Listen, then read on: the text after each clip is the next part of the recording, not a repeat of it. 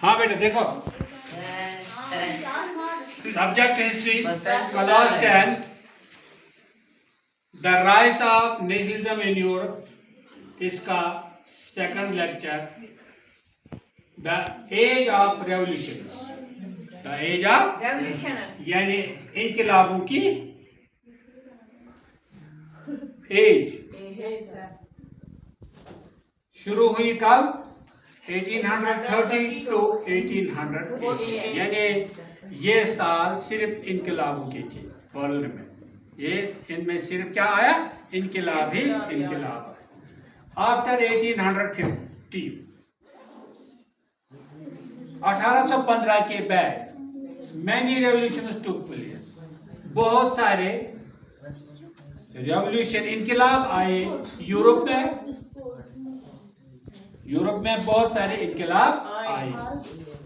1830 revolution, 1830 का revolution जब आया, ग्रीस बिकेम इंडिपेंडेंट, ग्रीस आजाद हुआ from Ottoman Empire. Ottoman Empire से ग्रीस, जिसको आज हम यूनान भी बोलते हैं, उससे ये आजाद हो गया। 1848 रेवोल्यूशन, उसको known as revolution of liberals, इसको revolution of liberals के नाम से जाना जाता है। Middle class people demanded like it, जो मिडिल क्लास के लोग उस वक्त थे, उन्होंने ये डिमांड की कि उनको अपना कॉन्स्टिट्यूशन होना चाहिए, फ्रीडम ऑफ प्रेस होनी चाहिए, नेशनल यूनिटी होनी चाहिए, यानी आईन अपना होना चाहिए, फ्रीडम ऑफ प्रेस, प्रेस की आजादी होनी चाहिए, नेशनल यूनिटी और कौमी यकजहती होनी चाहिए। Although many revolutions were failed, हालांकि बहुत सारे जो इनकलाब आए वो नाकाम हो गए, but nationalism is became stronger, मगर जो नेशनलिज्म है ये स्ट्रॉन्ग होता चला गया। यूनिफिकेशन ऑफ इटली, उसके बाद इटली का इत्तेहाद हुआ। क्या हुआ? इटली का इत्तेहाद हुआ। Italy was divided into many cities, small cities. ये इटली जो था ये डिवाइड की गई थी छोटी छोटी स्टेटों में। यूनिफिकेशन ऑफ इटलियन लीडर्स, उसके बाद इटलियन लीडर्स आपस में मुत्तहिद हो गए। क्या हो गए? मुत्तहिद हो गए। इनमें एक लीडर जीएसपी मैजिनी, और GSP Mazzini started young Italy movement, उसने जवानों को तैयार किया तहरीक चलाने के लिए, उसको बोलते हैं started young Italy movement. Count कैमरोजी का कवर पूरे डिप्लोमेटिक रोल, इसने क्या किया? डिप्लोमेटिक रोल इस यूनिफिकेशन में किया।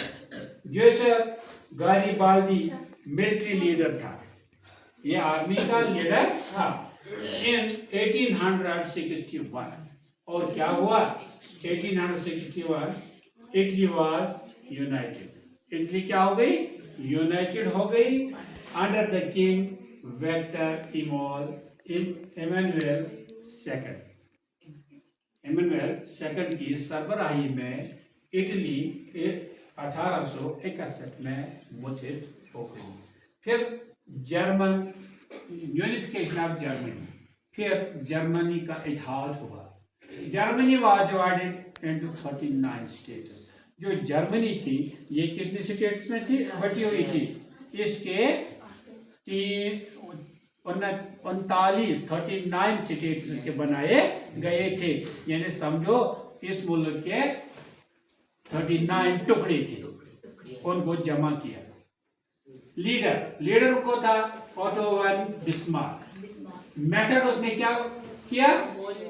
Policy of blood and fire, यानी हम बहादुरी से लड़ेंगे, खून देने के लिए हम तैयार। 3 वार, उन्होंने 3 जंग लड़े। war with Denmark, war with Austria and war with France. Lastly, in 1871, Germany was unified under Kaiser William I. तो 1871 ईस्वी में जर्मनी का इत्तेहाद हुआ।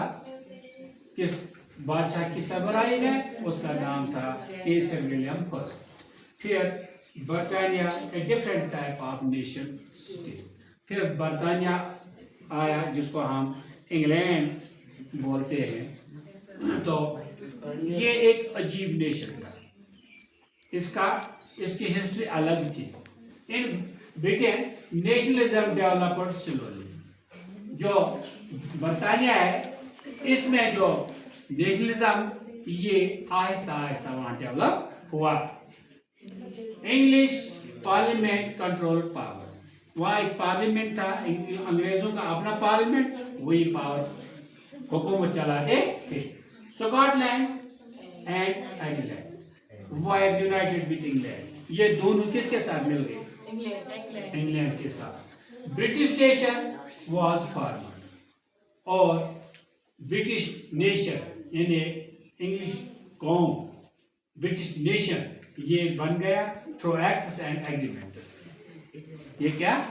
एक्ट्स एंड यानी वफामत और इत्तेहाद से। ये नॉट रेवोल्यूशन, लेकिन जंग जदल से नहीं है, ये अमन अमान से एक दूसरे के साथ मिले हैं। और इसके बाद 2 पार्ट्स और भी है। तीसरा लेक्चर है इसका, वो मैं इंशाल्लाह आपको सुबह बताऊंगा। तो इस वक्त आपको मैंने सिर्फ कितने पॉइंट्स बताए? इस वक्त 4 पॉइंट्स आपने लिखे, कल आपने 4 लिखे। इसके टोटल और भी कुछ टॉपिक है इसका आया, वो मैं इंशाल्लाह आपको सुबह बताऊंगा। तो लेकिन साथ ही इसके साथ ही अगर आपको अग्रसर क्लासेस पसंद आते हैं, घर जाकर सब्सक्राइब, लाइक और शेयर करना। इसी के साथ मैं आपसे रुखसत लूंगा। खुदा